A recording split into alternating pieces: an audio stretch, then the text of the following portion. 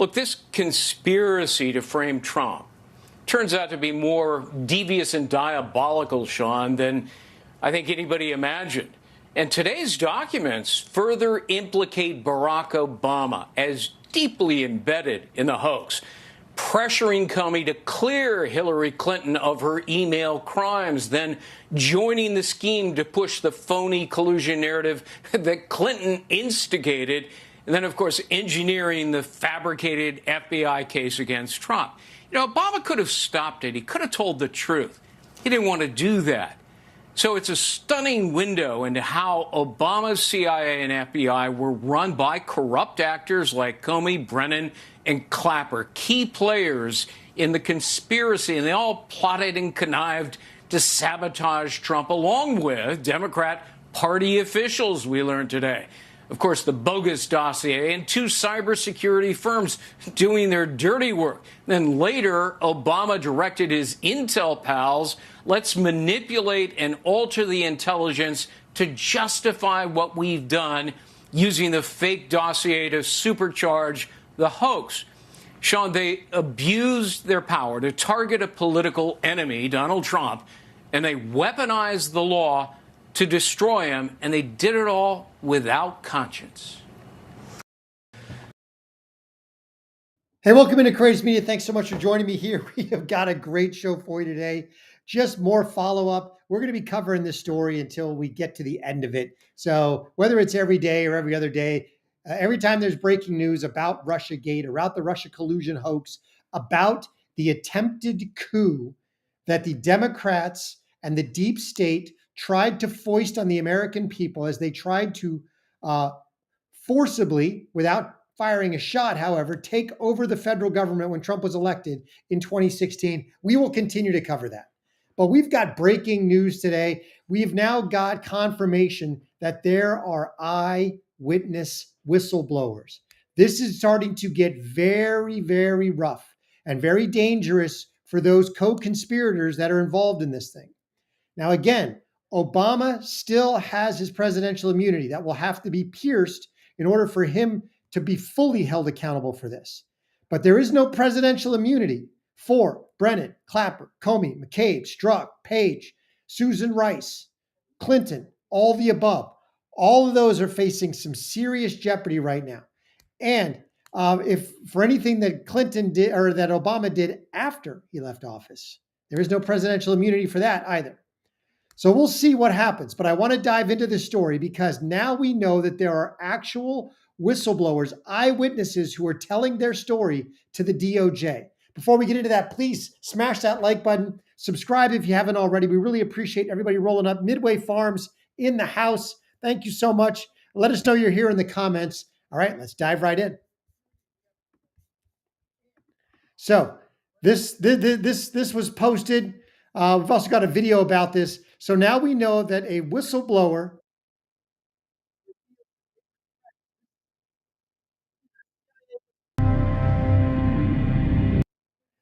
CIA whistleblowers have come forward basically saying they were threatened to go along with the Obama-directed Russia hoax, that the memo came down from the office of the president to change the ICA, and that their supervisors going all the way up to Brennan and Clapper basically stood on them and said, you will issue a new ICA, even though they tried multiple times to let everybody know this was bogus, that there's no fact here, that this is absolute fraud. So let's check this out.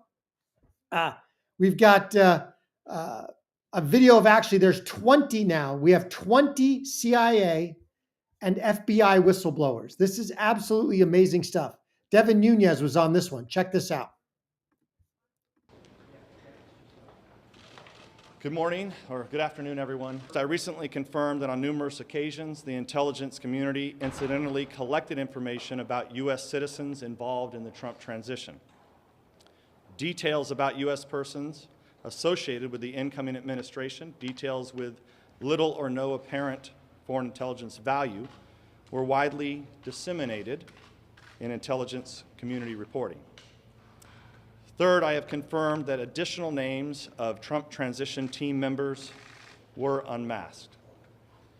And fourth and finally, I want to be clear, none of this surveillance was related to Russia or the investigation of Russian activities or of the Trump team. The House Intelligence Committee will thoroughly investigate surveillance and its subsequent dissemination to determine a few things here that I want to read off.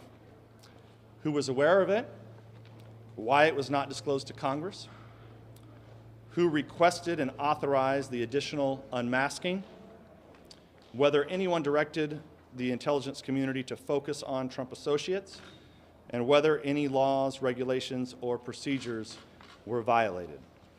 Well, we now know clearly that laws, procedures, and regulations were violated. We've now got 20 FBI and CIA whistleblowers that are corroborating all of the documentary evidence that Tulsi Gabbard has released from the Durham Annex and from other things. One of the questions that obviously remains is, where the hell was Durham on all this? We're going to get to that at the end of this video. I've asked the directors of FBI, NSA, and CIA to expeditiously comply with my March 15th letter that you all received a couple weeks ago, and to provide a full account of these surveillance activities. I informed Speaker Ryan this morning of this new information, and I will be going to the White House this afternoon to share what I know with the President and his team. Before I get to questions, I want to say that, as you know, there's just been a... So, now that we've got whistleblowers, all this information is coming out that goes all the way back to 2016. It goes all the way back and ties up all the loose ends. Do you remember when Trump went on one of the news programs and said his campaign is being spied on, his home is bugged, his phones are bugged, and everybody laughed. They laughed at him. Oh, he's a fool. Oh, he's paranoid, blah, blah. Come to find out, now that we know, now that we've been through 8 years of this nonsense, we now know that yes, absolutely all of that was true. 100% of it. And it began with Clinton. It began with Hillary Clinton wanting to accomplish two things: distract from her own serious federal crimes when it came to the mishandling of classified information on an unsanctioned, unsecured private email server. 30,000 counts of which. Destruction of evidence, evidence tampering, obstruction of justice. Hillary Clinton should have been in prison for 50 years. One of the reasons she wasn't was A, Trump's magnanimity, because even though he said in the debate you'd be in jail, I don't think Trump ever really thought that he would go that far. Because I think in his mind, Hillary was just a corrupt individual. He did not know the depth, the levels of the deep state that confronted him and just how ugly and dangerous this metastasizing cancer was. Otherwise, it could have been different. The other reason was because he spent the first 22 months of his presidency battling this nonsense. So Hillary Clinton started it in an effort to do those two things: distract from her own private email and sink Trump prior to the election. Neither one of them worked, even though as part of that, they obtained FISA warrants to spy on Papadopoulos, Carter Page. They obtained information on General Flynn. They went in full-blown investigation and entrapment operations. They tried to take Trump down before the election. That didn't work. After the election, it switches to Obama. Obama picks up Hillary's conspiracy, her hoax, her fraud, her illegality, and he entrenches it officially into the deep state with presidential authority. Now, it was already entrenched in the deep state because Hillary was working hand in glove with Clapper and Brennan and Susan Rice and others in the deep state. But Obama basically made it official. He made it official White House U.S. government policy that the collusion happened, that the collusion was real, that they helped Trump, and that Trump was, quote, illegitimate. Now we've got whistleblowers coming out to that effect. DNI Tulsi Gabbard posted this just not too long ago. New whistleblower reveals how they were threatened by a supervisor at CIA to go along with the Obama-directed Russia hoax intelligence assessment, even though they knew it was not credible or accurate. So now we've got eyewitnesses. Check this out. Here's another document to that effect. All right. Russia hoax whistleblower threatened. This is as of July 30th. For 6 years, a senior intelligence official battled political and bureaucratic resistance in efforts to expose the manipulated intelligence behind the Russia collusion hoax. On Wednesday, DNI Gabbard released new trove of documents which provide firsthand account of the intelligence community whistleblowers' relentless efforts to expose the egregious manipulation and manufacturing of intelligence. Now we've got eyewitnesses in the CIA that are pointing it right back at Obama's face. Now, again, he still enjoys presidential immunity, and he could certainly make the argument, in court that, hey, this was all part of official duties. I may have gotten it wrong. We may have gotten that, in my opinion, based on the assessment, the assessments that I saw and other things that, I pulled together from other departments that weren't part of intelligence. We needed to issue this. You could get away with that. Maybe. But if they can pierce the presidential immunity and say that he knowingly committed an unlawful act, then immunity doesn't apply. Supreme Court's already verified that. For example, a president cannot commit murder and say, I did it as an official duty. No, not if you knowingly knew it was wrong. You can't go out and personally do that. Supreme Court's already determined that. So now we've got serious evidence being stacked up against the Clintons, the Obamas, Brennan, Clapper, Comey, Strzok, Page, all of these people. It's going to be very interesting to see what happens, especially now that Bondi has essentially impaneled a grand jury in Florida, not DC. So this will be tried in Florida. And it is quite possible that Judge Eileen Cannon of the Mar-a-Lago document gate, who basically said, at every turn thwarted the Democrats based on actual law and real jurisprudence, could be the one that handles this new impaneled grand jury and the resulting case. This will be very interesting stuff. Really appreciate everybody rolling up. Bob is in the house. Lynn Sanger is in the house. All right. Please smash that like button. Subscribe if you haven't already. Turn on those notifications. Even if you already turned them on, go check them because YouTube likes to turn them off. And if you like the content, please share Courageous Media with everybody that you know on all your socials. Now let's dive into another story. This is absolutely gold because this, along with accountability, is what I voted for. And I think it's what most of Americans voted for. This is fantastic stuff. Check it out.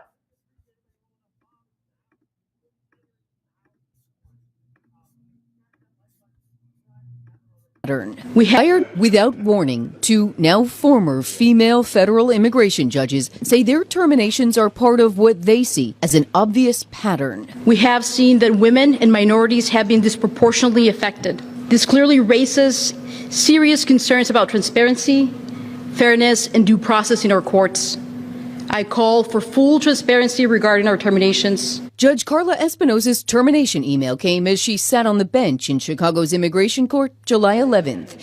In the span of a few days, two more female colleagues got the same email from the Executive Office of Immigration Review, the division of the Department of Justice that oversees immigration courts. I worry the EOIR has lost its mission. The I-Team broke the story of Assistant Chief Judge Jennifer Payton's firing last month. I'm really mostly worried about our country. After years leading Chicago's immigration court, Judge Payton says the overburdened system she helped oversee is buckling. Since January 2025, I've watched my professional colleagues and friends, over 100 of them, be either fired, resign, or transferred to other government jobs. Even more judges have simply quit. That leaves perhaps 600 immigration judges now, down from a high of a little over 700. Judge Payton's ouster came weeks after a meeting with Illinois Senator Dick Durbin at the...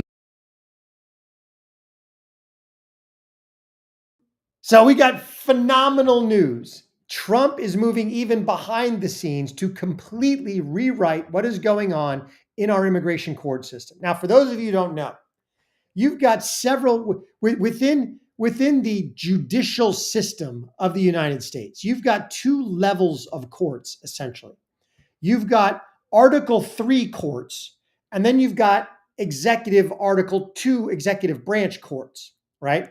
So within the Article 3 courts, you've got the Supreme Court is the only one named in the Constitution. Then, by congressional statute, you've got all of the federal district courts around the country.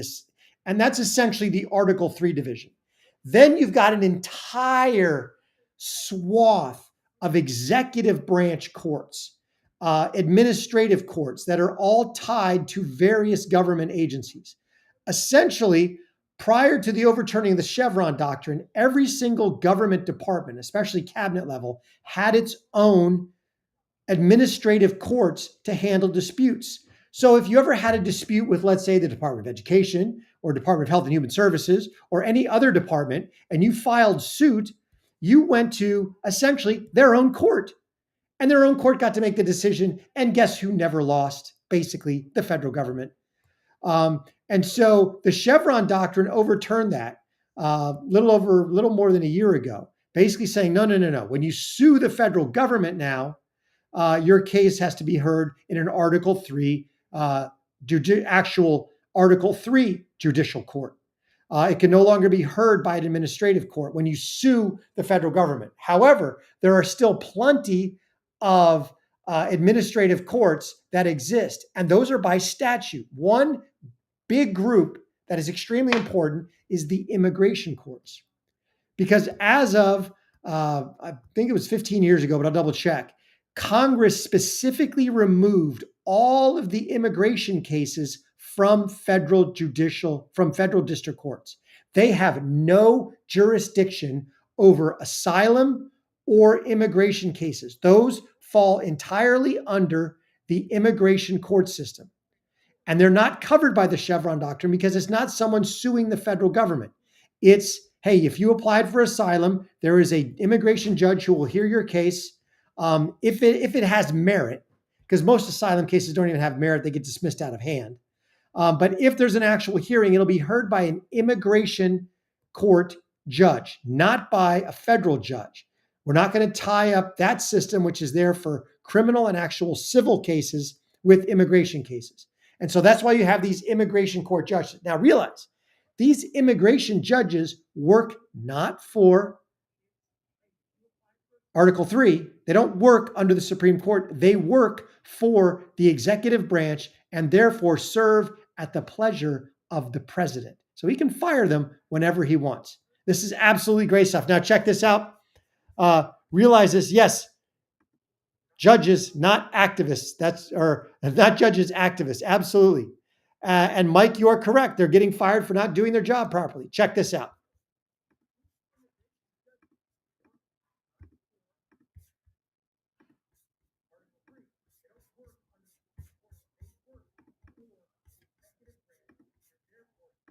Ravi, the court system is a major component of immigration enforcement in this country that judges say is being tossed aside in favor of expedited deportations. But since the start of his second term, President Donald Trump's administration has been firing immigration judges with years of experience. Now, two former judges are being blunt with the I-Team about what they've seen and what they now fear.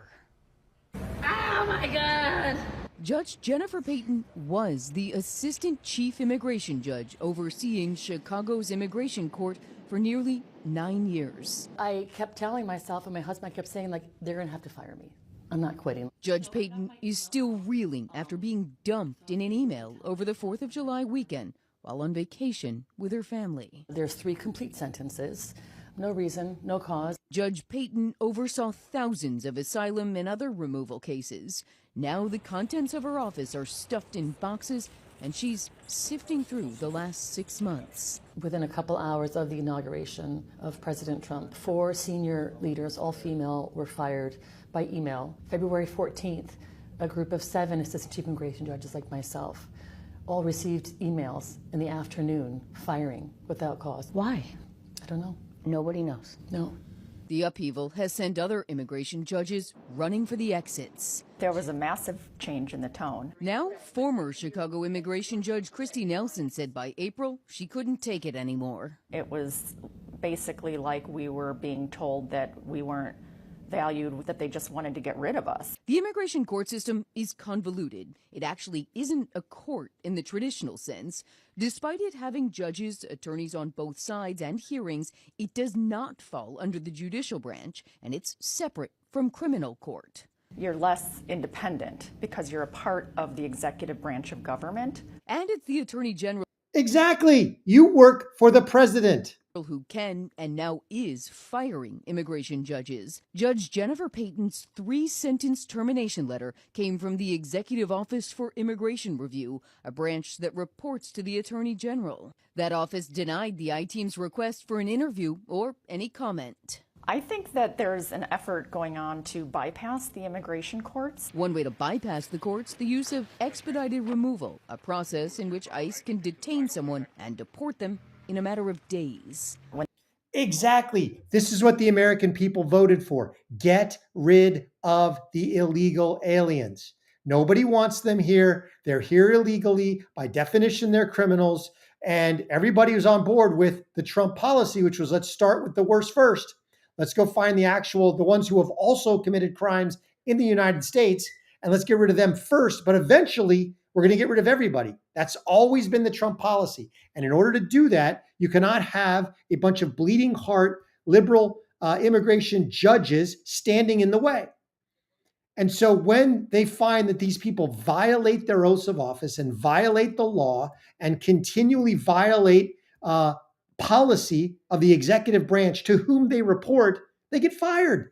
Guess what? You and your own job. If you continually violate policy, you're out of a job.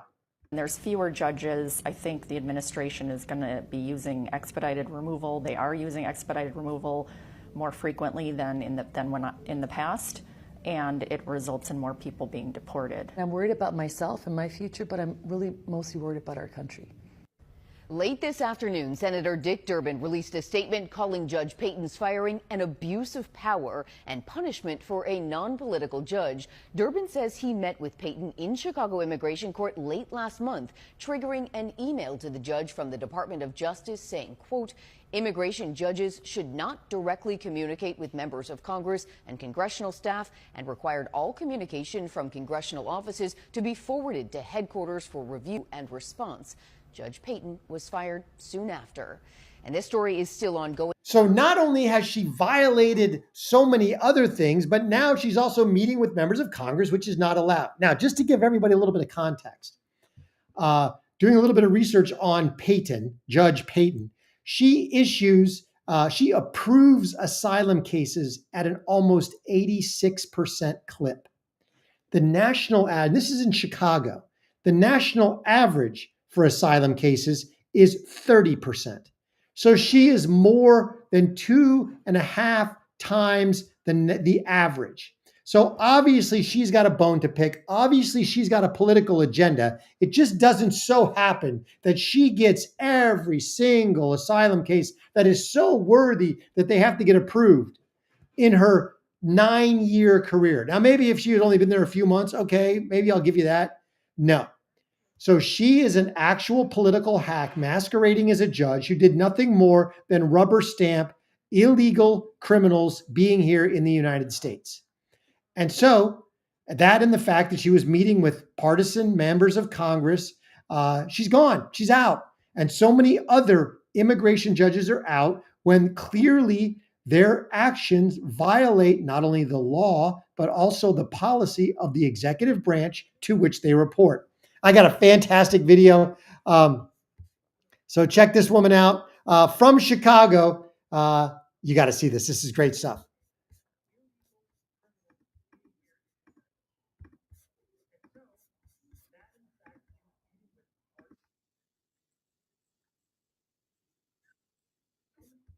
Sorry about that. Here we go. I want to give a special shout out to the Trump administration for firing these woke liberal judges here in Chicago, immigration judges here in Chicago. Thank you so much. These woke judges are going on TV crying racism and discrimination. No, it's not that. You were just woke and you wasn't doing your job. How is it that the national average cases, immigration cases, is what is it, 30 to 40% of the cases, the national average of the cases are that, go through, get passed, is 30 to 40%. Now, you have this judge, what's her name, Jennifer Payton in Chicago. The average cases she passed was 85.4% of her cases she passed through. The people that seeking asylum, she gave it to them. 85.4%. And then we had this other judge. Her name is Carla Espinoza. Now, her average cases that she passed is, I believe, is 78.4% of her asylum cases she allowed through. And you telling me you don't know why you was fired? I know why you was fired, because you wasn't doing your job. That's why.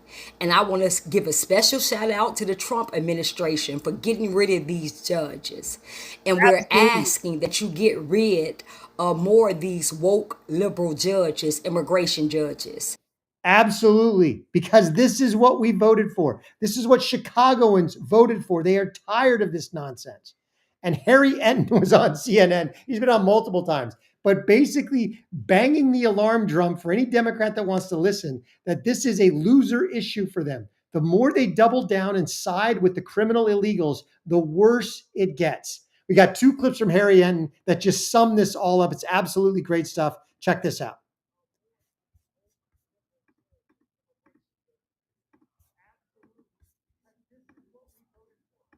So Donald Trump, the president, picking a fight on this. And to an extent, you see Los Angeles Mayor Karen Bass, a Democrat, and the California Governor Gavin Newsom pushing back. So what do voters see in terms of their perceptions of Republicans, the president, or Democrats, say Gavin Newsom, on this issue? Yeah, the American electorate believe that the Democrats don't have a clue on the issue of immigration. I mean, you could just take it here. Closer to Trust More in Immigration, Democrats versus Republicans. Got 3 different polls for you across the board. They all tell the same story. Republicans lead on the issue of immigration. You see it here, CBS +6. You see it here, CNN +6. You see it here, Ipsos, even bigger, +19. No matter what poll you look at, no matter which way you cut it, the American public is with the Republicans, the American public is with Donald Trump, and to a much greater extent than they were in term number 1. And it's not just on the broad issue of immigration, it's on the specifics as well, in which the American public is with Donald Trump and the Republicans, and that is why Donald Trump is eager to take on this fight and eager for those scenes out of Los Angeles. So absolutely. Donald Trump, he is standing with the 80%. And the ridiculous Democrats are standing with the 20%. Now, we got one more, because here Harry Enton says the quiet part out loud, and it's absolutely amazing. Check this out. The Donald Trump administration is arguably the most influential this century, and probably as well dating back a good portion of the last century as well. Love it, like it, lump it. Trump is remaking in the United States of America. Let's talk about tariffs first, right? There's all this talk that Donald Trump always chickens out when it comes to tariffs. No tacos for Trump. The effective tariff rate, get this, it's 18%, the highest since the FDR administration in the 1930s, up from, get this, just 2% last year. From just 2% last year, we're talking about a level, an effective tariff rate level, get this, 9 times as high this year than last year. But it's not just on tariffs, which of course Donald Trump ran on, in which you're seeing a tremendously influential presidency. What about immigration? Of course, Trump ran and has always run on a very hawkish immigration platform. Get this, 2025 net migration in the United States down at least 60% from last year. In fact, we may be heading for the first time in at least 50 years in which we have net negative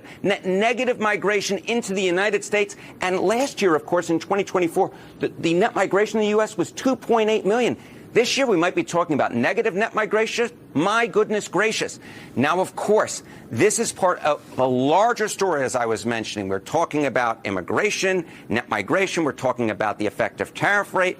But get this, how is Donald Trump doing it? Well, he is signing a ton of executive orders. Get this, 180, the most in a year since Franklin Delano Roosevelt. Oh my goodness, you have to go back to the first half of the 20th century, the last century, and to make a comparison, Joe Biden signed, get this, just 77 during his entire first year, and we're only a little bit in August so far, and Donald Trump making history with 180 executive orders signed so far this year. So that's why I said that in my mind, Donald Trump is the most influential president of this century and probably dating back a good portion of the last century. That is because he is remaking the country in terms of tariffs. He is remaking the country in terms of net migration, and he is remaking the country in terms of how much policy changes he's putting through in executive orders. As I said, it truly is history making. Love it, like it, or lump it. The Donald Trump. Hey, absolutely. So you've got Harry Enton saying the quiet part out loud. Trump is the most influential president. We are heading towards net negative migration. You've got 3 solid months now with, count them, 0 illegal aliens released into the country, where you've got border contacts down in the hundreds and none of them are released. There is no catch and release. They're caught and they're sent packing. They are not allowed to stay in the country. There are no new, there's no new backlog of asylum claims waiting. No. Trump has shut it down, and it's absolutely amazing. And the libs can't stand it.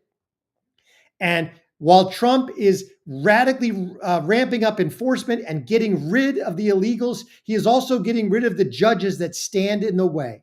And that's what I voted for. I don't know if that's what you voted for. Let me know in the comments. Really appreciate everybody rolling up. Linsager, I think he's secret MAGA.